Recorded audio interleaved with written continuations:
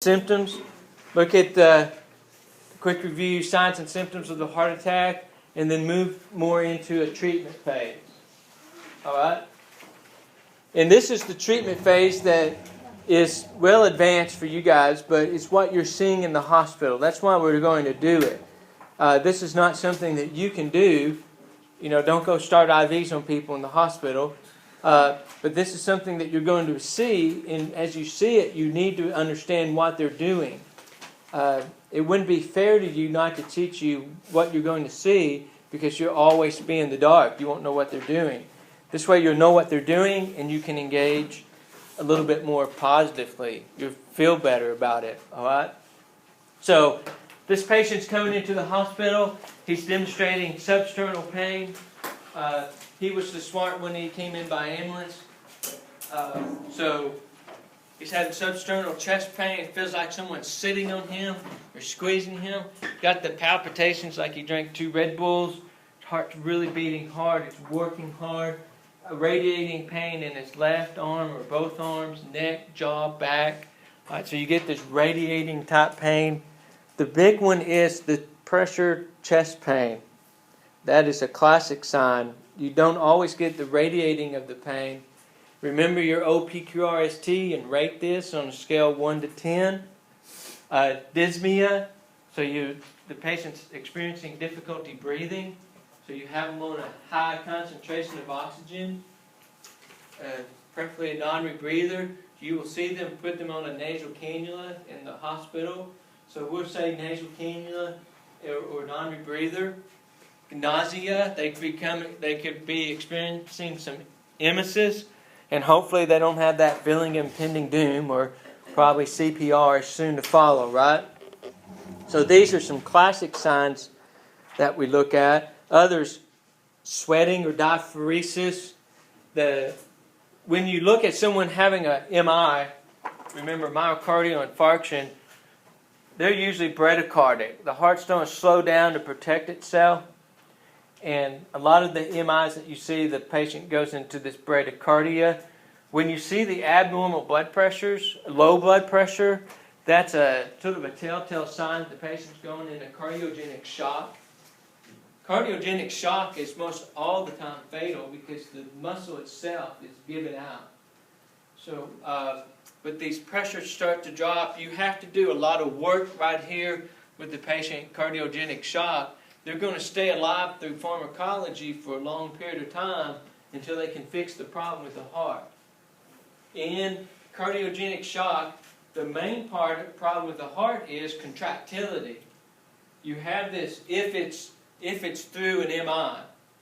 If the patient has the MI, then subsequently from the MI they go into cardiogenic shock. You got to fix the contractility problem, because you're going to have remember this large surface area of dead tissue, and that's what's affecting the contractility.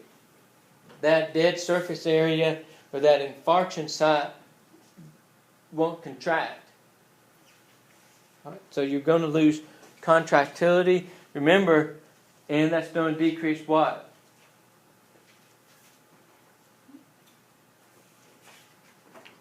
You're right.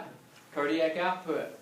So the decrease in contractility is going to decrease cardiac output, which is going to decrease the amount of oxygen that you get or the patient gets. So we'll speak of shock and cardiogenic shock at a later date, but that's just sort of an overview of it. So this patient needs immediate care in these categories. This patient needs also to go to a hospital where there's a cath lab. You know, they're having an MI. They need to go to a hospital where they can do a cath. And that's one of the places that we rotate through. So you'll see that. You'll see what they're doing in the cath lab. It's pretty cool. I think so anyway. So get them to a cath lab. Either they can perform the angioplasty, which is doing the cath or putting a stent in, which is that metal sheath they put in through there, or they balloon it. They may need to go in, it may be bad enough, but they need to go into emergency open heart surgery, where they do what's called a CABG, a coronary artery bypass, where they jump those arteries. They take an artery out of the butt and put it in your heart. All right? So, or the leg, back of the leg, I guess it is. Or they could give you what's called a thrombolytic, or the clot buster, and this is a drug that will break apart that clot. One of the problems with thrombolytics is they break apart that clot, and now you have potentially a bunch of little clots floating around in your system. So there's always a risk factor there. But those are the hospitals that they need to go to. The one that we go to is capable of doing both. So let's look at this. This patient, let's say this patient coming in, they're having a MI, or suspected MI. They're having the pressure type pain, nausea, vomiting, shortness of breath, the whole 9 yards. So what they look at here, they do a 12 lead. You guys who have been in the ER have probably done a 12 lead. Y'all have seen that already. If not, you will. They do 12 leads on just about everybody that comes in. So they do a 12 lead. This particular 12 lead has ST elevation, or this is what's called a STEMI. ST elevation MI. That means that this MI is acute. It's causing electrical changes, and it's an acute MI. It's called a STEMI. And you'll hear that in the hospital. It's called code STEMI. And let's switch over here and review this a little bit.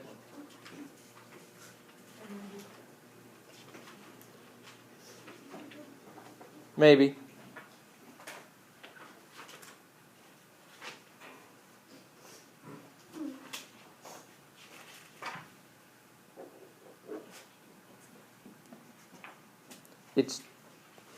It's thinking. Well, it says sending project with the little wheels going around and around.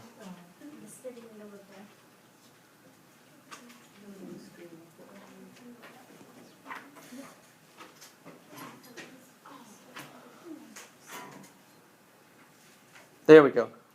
Let's review here. What in the world? Give me a pen. Oh, no. Technology. It's killing me here. Where's my pen? Go with this pen. Yeah. Okay, that'll work. Okay, so let's review here.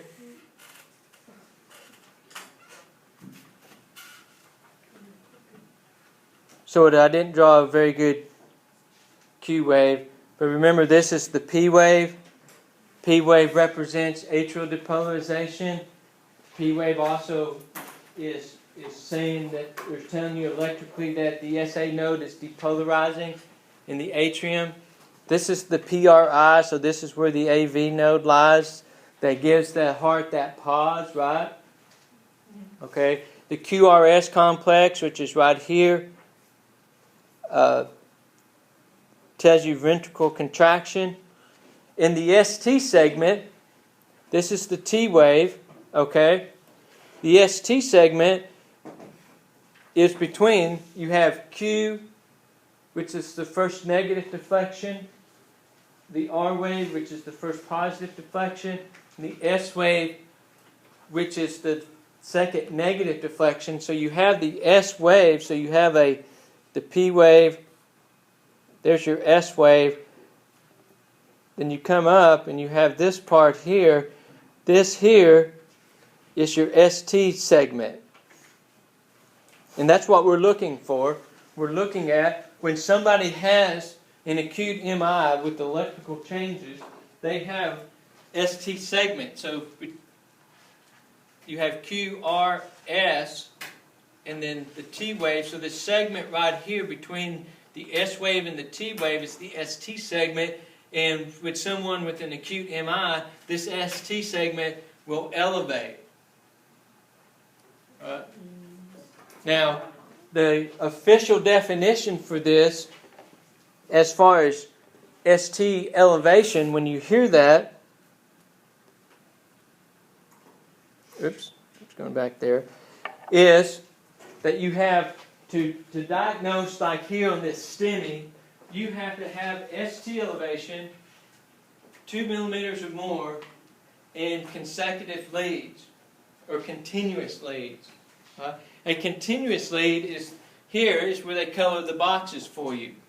So let's look at, because this is an inferior wall MI because of where it's located. So let's look at the inferior leads. These are the brown boxes right here. I don't know how well you can see that, but the brown boxes right here are your inferior leads. And you have, and when it says continuous leads, then you have ST elevation here. Do y'all see the ST elevation in there? Okay, and when it says continuous or consecutive leads, it's talking about these three boxes. So if we're looking at this, we're looking at this 12 lead, and all of a sudden we see this ST elevation, okay, and it's greater than 1 millimeter. If you were to look at these boxes, can everybody see that there's big boxes? Sort of like a grid there with the big boxes. Well, inside that big box are small boxes. Inside of one big box, there's 4 small boxes. And each one of those boxes, going up and down, is 1 millimeter. Is how they get the ST elevation of greater than 1 millimeter in consecutive leads. So these all have, so you measure those small boxes. Well, this is obviously more than one box. This is 2 or 3 boxes in consecutive leads. So this person here in this picture is having what's called an inferior wall MI. Inferior would be the bottom part of the heart. And those are probably the most deadly. Interior walls are deadly, but these inferior walls are widowmakers. So in consecutive leads, the other consecutive leads are right here. The lead 1, AVL, V6, V5 and V6. These are consecutive leads. The green boxes are consecutive leads, and then the blue boxes are consecutive leads. So when we look, it's a great picture, in color anyway, because it tells you what the consecutive leads are. So if they had ST elevation in V1 and V2, then they would have a septal MI, the wall between the ventricles. Remember us saying that you can have an MI on any surface of the heart. So if they have ST elevation there, then they have a septal wall, interior V3, V4, oh that's V3, V3 and V4, alright? So that would, where's the interior portion of the heart? The front surface of the heart. As you're looking at it, the front surface. So this person's having an inferior wall. Each heart attack is going to present with certain things. An inferior wall, the patient more than likely will be bradycardic and hypotensive. So those are something that, is normal. If that's normal, if that's a normal presentation of an inferior wall, you don't want to change what's normal, right? So if this person comes into the ED and they're hypotensive and bradycardic, then you don't really want to change that, because that's the norm. That's a protective measure of the heart. The other thing that they have here is called reciprocal changes. So you look, ST elevation, all right, we talked about that. And then you have reciprocal. Reciprocal means what? Opposite, right. Opposite. So if you were to flip this upside down, okay, the opposite lead, which would be V1 and V2, would show ST elevation. ST elevation. It's showing ST depression right now, correct? See the ST segment? It's depressed, or it's lower off the isoelectric line. This is elevated off the isoelectric line, and this is lower. So in reciprocal changes, they're having ST depression. Now, if all that 12 lead had ST depression, Okay? Then ST depression is a sign of cardiac ischemia. What's ischemia mean? Right, low of oxygen, right. So you have a low in oxygen, or if they have no ST elevation, but let's say in this inferior look, or the lead 2, 3, and AVF, if they had more of 1 millimeter or 2 millimeters or more in continuous lead of ST depression, they would have what's called a non-STEMI MI. Non-STEMI would just mean no elevation, right? But they have ST depression. So they could still be having an MI.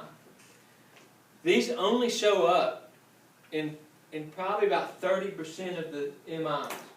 The rest of the MIs are non-STEMI MIs. The person's still having a heart attack, but they're just not showing ST elevation.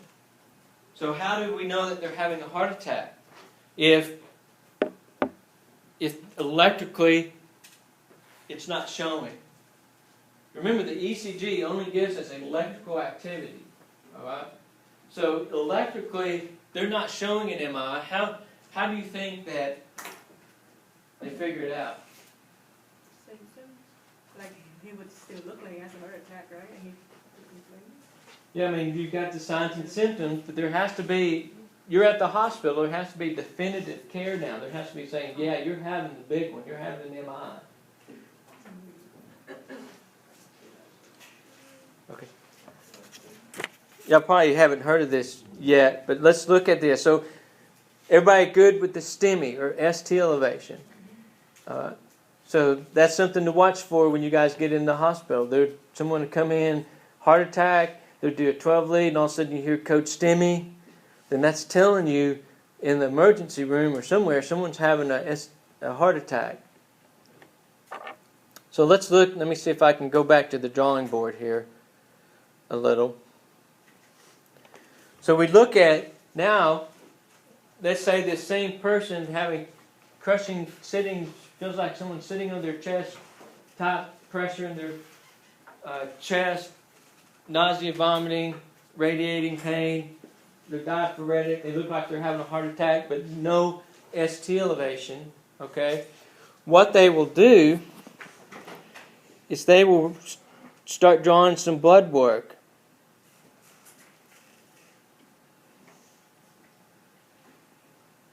In the two labs that they will look at,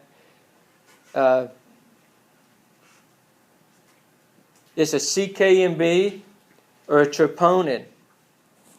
Troponin, and spelled by phonics. Troponin. These are called cardiac markers or cardiac enzymes. And they're released in the blood when someone's having a heart attack. Because let's look at this. Let's say that black spot there is the side of the MI. That is dead tissue, correct? And it's been proven that if we put that patient on oxygen, very important, put the patient on oxygen, that it will reduce the size of that MI. So we look at that, and that's the side of the MI. Now there's sodium, potassium, calcium, all the enzymes and all this stuff. There's the troponin in that muscle. All right? But now that muscle's dead. Where do you think all that stuff goes?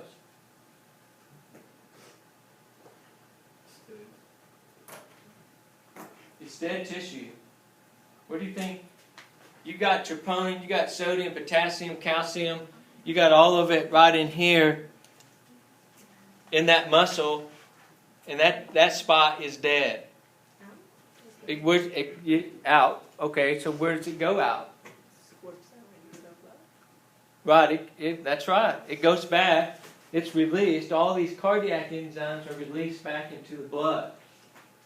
And that's how they pick them up. They draw the lab work. They say, hey, this guy's got troponin in his blood, essentially. Okay? So he's having an MI. Because none of this is dead tissue right here, where this MI is. Okay? Surrounding that tissue is ischemic tissue. the tissue that's low in the oxygen, right? So this little spot, solid spot, is dead tissue. This is ischemic tissue. If we don't fix the problem, what's going to happen to the ischemic tissue? Exactly. It's going to die, and that MI is going to get bigger and bigger. Okay? And that's when Bubba hits the ground. Because he's got a large surface area, that heart, that's dead now, and it's not contracting, and so it's going to die. So they'll come in, and if they don't see ST elevation, they're still going to draw labs. All right? And if they don't see it, they're going to check the CKMB and the troponin levels. All right? So the troponin, the CKMB is, you'll hear that, and that's for any muscle. Okay? Any damaged tissue, you're going to get these markers. If you were to take that golf club and hit me in the arm with it, and then shortly after that, that drew labs, and they would see that marker in there because of damaged tissue. All right? But these, because there's a bunch of CKs, all right, these are only to the heart. And troponin is only found in cardiac tissue. So these two markers, cardiac markers, are going to be now in the blood because that dead tissue, the heart's releasing that, and it's going back into the circulatory system. Alright? Everybody good? So, primarily, they do a 12 lead, which gives you those different views of the heart. You can picture those leads that they put on the patient. You know, there's, 12 of them. As different looks in the heart. I mean, they have an 18 lead now, they have all these, and they're just like they take short little pictures of the heart. And what they're looking for that infarction site, or that ST elevation.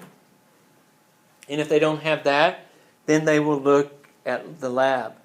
If these don't show up in the initial labs, and I'm still having some chest pain, and they're treating me with the medication and everything, more than likely to say, we're going to have to put you in the hospital overnight. And they're going to continue every 4 hours to draw labs and look for these troponins. And more than likely, boot me down to the cath lab and say, let's take a look at your heart and see what your heart's doing. All right? Because here, definitely, you go into the cath lab. You come in with the STEMI on the ambulance. They're going to call Coach STEMI. The cath lab's going to come down. Because what they have is a door-to-needle time. They want from the time, the onset of cardiac-related events to the time that you're being fixed in the cath lab is a short block of time. So this person's going to come in. There's going to be a lot of things taking place, so you're probably going to get shoved to the periphery. But just hang on. Okay, and then the cath lab and the cardiologist just don't come in and they don't whisk this guy down to the cath lab and take a look at his heart because they're fitting within these STEMI protocols. The same thing goes with the stroke, coach stroke. They're going to get this guy and neurologically look at his head and get him in the CAT scan and look at his head and see what's taking place. Here they don't get him in the cath lab and look at it. If you're not having a non-STEMI MI, then that process sort of slows down. Eventually, you will still wind up in the cath lab, or you should wind up in the cath lab, but it's just going to be a slower process. So let's look at the treatment. Everybody good on the definition? No trouble with the definition on how you're going to define the MI? Okay, so let's look at this treatment. First and foremost, oxygen. All right, the person's ischemic, or they have ischemic tissue, so you got to have oxygen, right? Remember, we're supplemental oxygen, so we're increasing the percentage of oxygen. We're putting more oxygen molecules in the bloodstream. It doesn't matter that their SpO2 is 100%, right? We want to increase that percentage of oxygen. So very important. It's proven to decrease the infarction size. Aspirin, that's the abbreviation for aspirin, ASA. aspirin acts as a anticoagulant, or it thins the blood. You can put out to the side, they give them essentially 325 milligrams of aspirin. If it's baby aspirin, it's 324, just because of the way it's dosed. Right? More likely baby aspirin, so they can chew it up. And what this does is it thins down the blood. So you have that clot. Remember the pictures of all the clots in there, or the narrowing of the artery? So it's going to thin it down so more blood can get through. They don't thin it too much because of the fact that it'll dilute it. But they're giving the aspirin, anticoagulant, helps thin the blood down. They'll do that very quickly. And then they're given this drug called nitroglycerin, or nitro. Nitroglycerin is a vasodilator. Make sure you write that down. The class of drug for nitro is a vasodilator. They're going to nitro dilates every vessel in the body. So what does that tell you right away about nitro that you already know? If they give them this nitro, what's going to happen? Yeah, it's going to dilate your arteries. It's going to cause what? Oh, well, it's like make the blood flow. Well, you're right. The purpose of it, to dilate that artery, is to get more blood flow through the clot. You get the dilation, you get more blood flow, right? Okay? But if they dilate that vessel, they dilate every vessel, what are you going to see?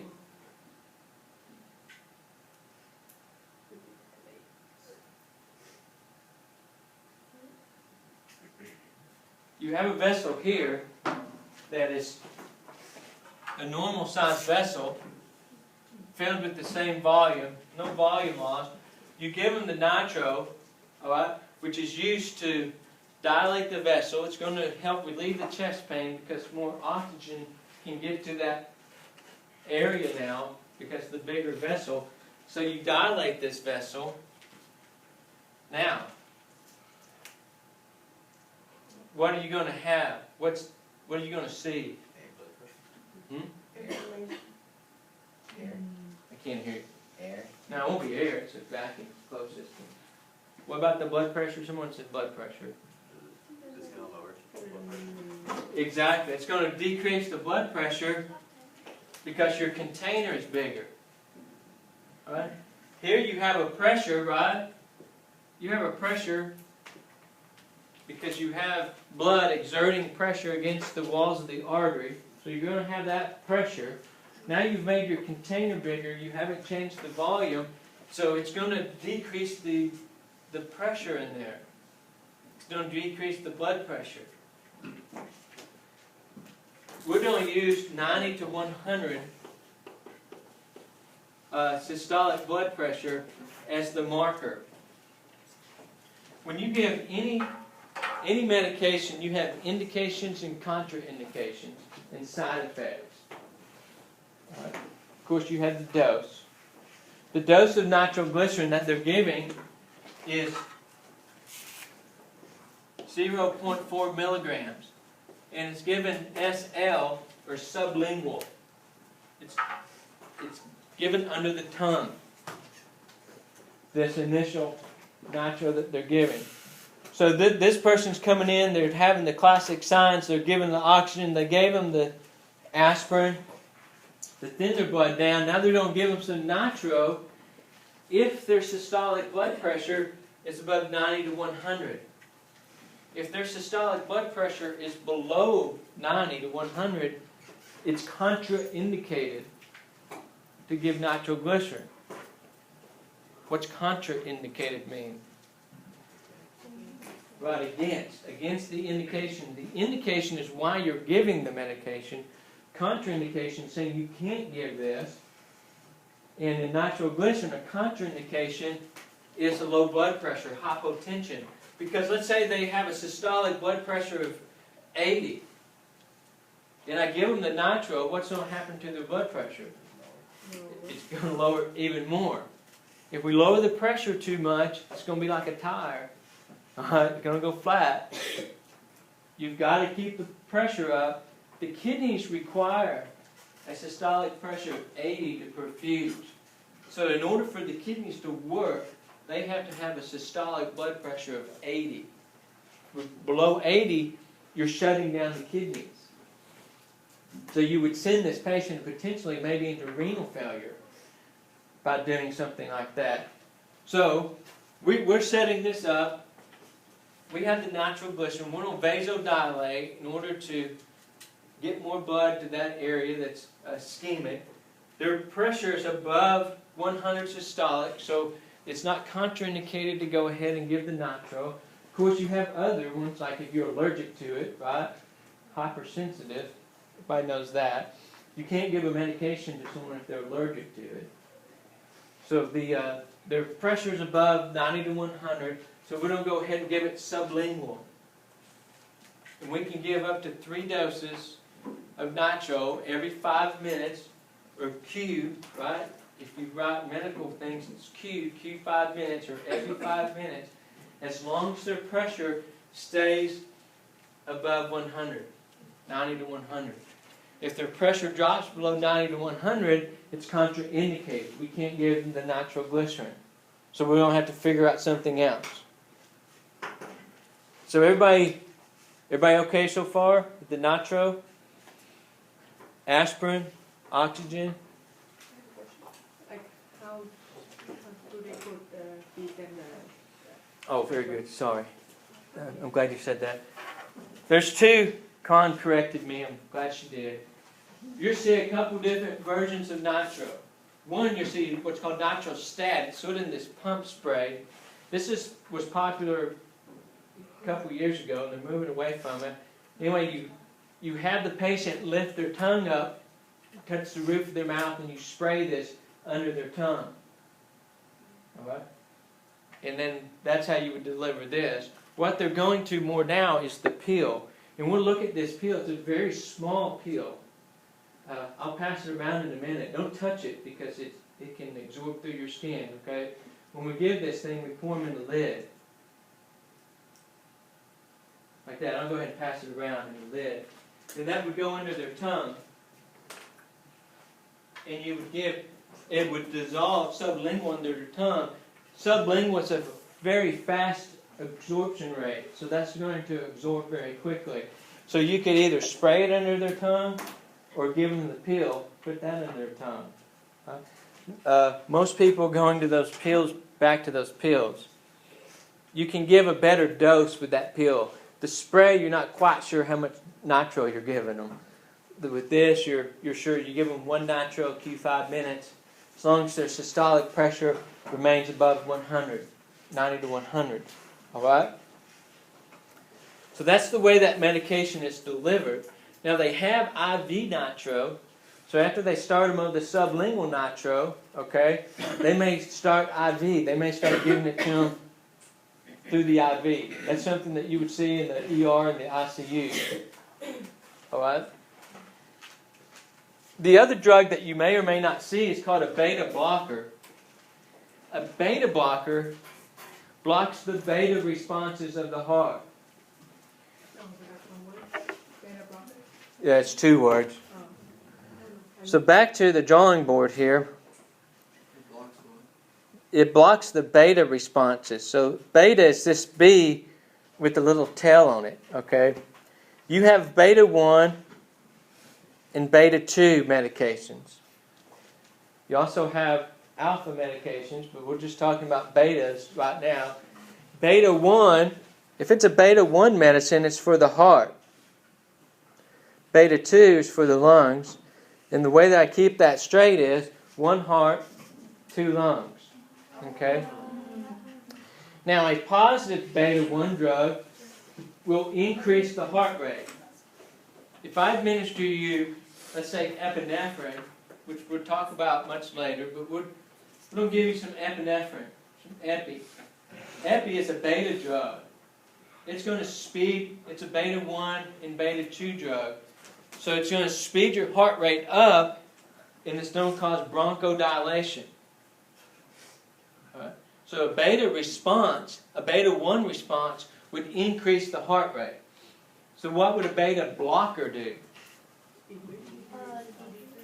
Exactly, decrease it. Because what you have, I'll draw them in here. They look totally different. But you have, oh, that's ugly. But you have receptor sites in the body. And let's say this is a beta receptor. And it's waiting for a beta response to come along. And all of a sudden, if that was square, it'd make more sense. Okay, that this beta here, let's say this is a beta, it's looking for that beta receptor to fit in. And once that beta fits in that beta receptor, and this is just explaining it sort of where I can understand it, you have that beta there looking for that beta receptor, and it's going to match up with that. And once it does, the heart rate's going to go up. The beta blocker chemically puts a little shield over that. So as that beta floats by, it can't join up with that receptor site because it's blocked. Benadryl does the same thing. Benadryl is a histamine blocker. It blocks the release. No, it doesn't block the release of histamine. It blocks histamine receptor sites. So if that was a histamine, and if you took some Benadryl, it would chemically block that receptor site. If it's blocking the receptor site, then after the release of histamines, there's nowhere for that to match up with, then it will be reabsorbed. The same way here. So a beta blocker is going to chemically block that beta site, and it's going to lower the heart rate. That's the biggest thing to remember about a beta blocker. It's going to lower the heart rate. It has a contraindication. What do you think the contraindication is? If your heart rate's already low, you can't use it. Exactly. Now all you got to do is define that. Because what's low? Heart rate? Yeah, you say low. What does that mean? I don't know what low means. Below 70? Well, that's a good guess because that's what it is. You wouldn't give a beta blocker in a heart rate below 70. That's where they've sort of put the scale at. So a heart rate below 70, and definitely a bradycardia, you can't administer a beta blocker. You will slow the heart rate down too much. You slow the heart rate down too much. What does that affect? Oxygen delivery, but before that, good, cardiac output. Very good. So you slow that heart rate down, you're affecting the cardiac output if you get it too slow. Now, why are we slowing down the heart rate?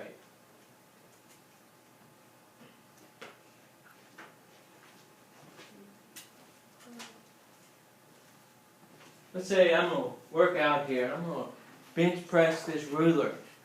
Okay? And I'm going to town, right? 99, 100. I'm doing it, yeah. Right? And you say, if you don't slow down what you're doing, you're going to give out, right?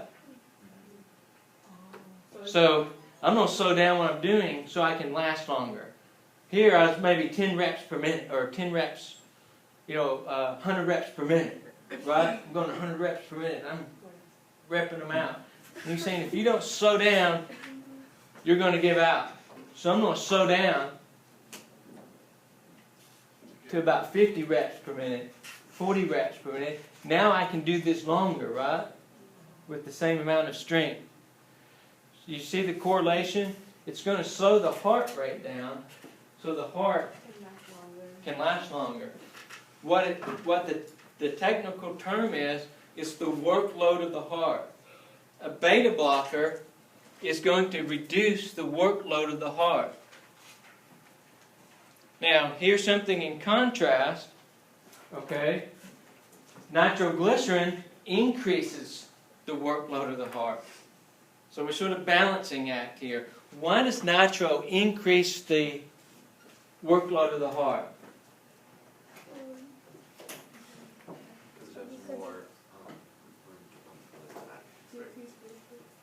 can't hear you. I can't hear you. Increased blood. See, so nitro is going to decrease the blood pressure, right? It's going to vasodilate. We know that. When we decrease the blood pressure, what's the heart rate going to do to compensate? Increase. Exactly, increase. So the heart's looking at it as, oh my, drop in blood pressure. That's normal for the drug. The heart doesn't know that. So the heart's going to increase to compensate for this decrease in blood pressure, always. And by increasing, it's going to increase the workload of the heart. So we've got to compensate for that, give them a beta blocker to slow down that heart rate. Because we don't want to increase the workload of the heart. So see what you're doing here? You're giving medications to trick the body into doing different things. You still have to sort of give them the medication, but we got to sort of trick it here as we go along.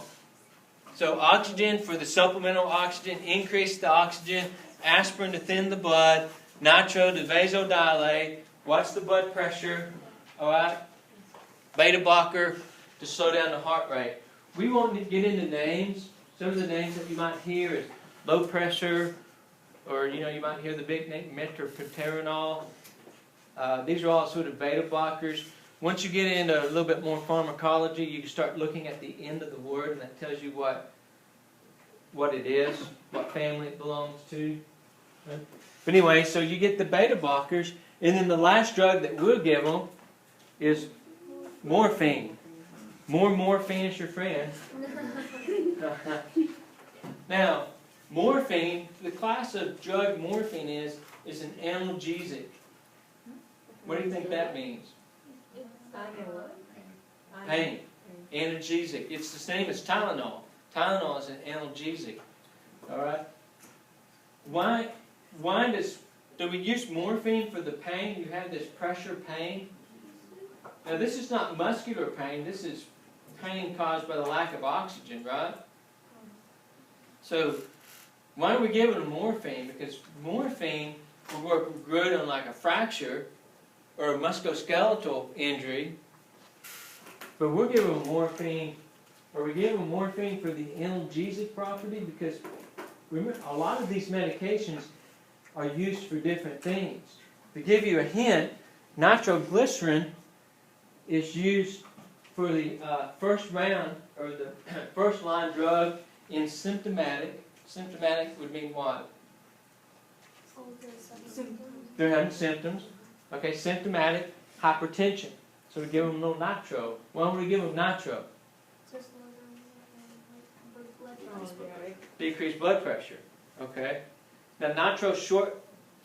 It's fast acting and short lasting. Okay.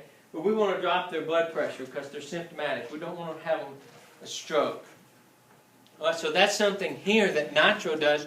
We use one of the side effects of nitro for a treatment modality, because we want to lower this blood pressure. Morphine, we're not giving morphine because of the pain. What we give morphine for in cardiac is to reduce the preload. When you reduce the preload,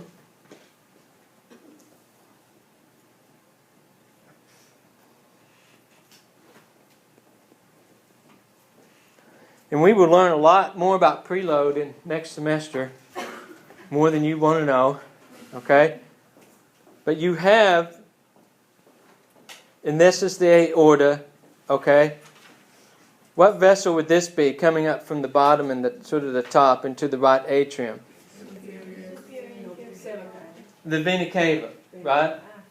So you have blood flow coming up here, this direction. We'll just look at the bottom for now. You have blood flow coming up that direction. And so morphine, by reducing preload, and preload is the amount of pressure, or also can be termed as venous return, the amount of blood that's returning to the heart. It reduces that. So the heart doesn't have to work as hard? Exactly. The heart doesn't have... Well, you come up here. You got this down. The heart here doesn't have to work as hard because it's of a decrease in venous return. So now you're decreasing, the goal is to decrease the workload of the heart. Decrease the workload of the heart, oxygenate it, and dilate it. Get blood, get oxygen to that spot. So we're doing all this, okay? We're doing this treatment, we're going through this, and now the cath lab people come in and take over. And they're going to put a catheter in the person's femoral artery, go up there and see where the blockage is and open up that blockage.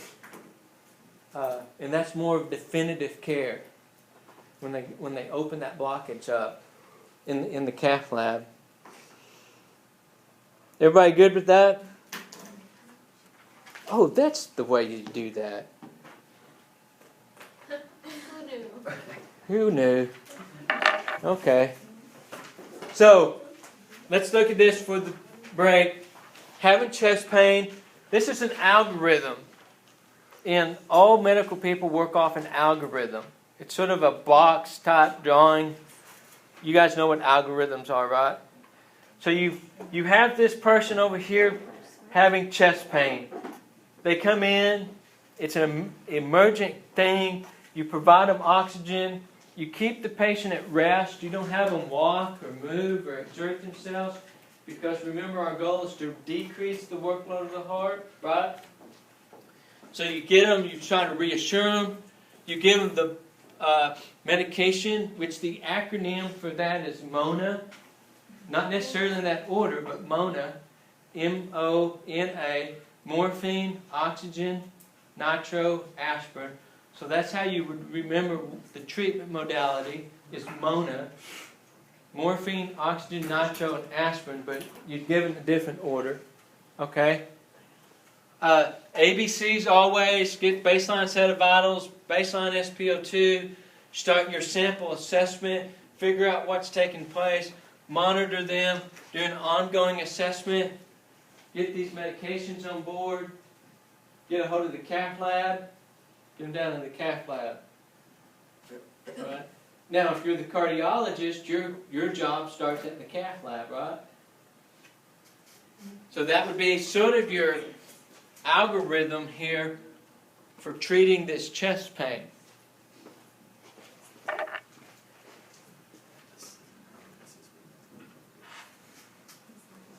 And then we went through, this is just what we went through. Complete your assessment, get a good set of vitals. You always need vitals.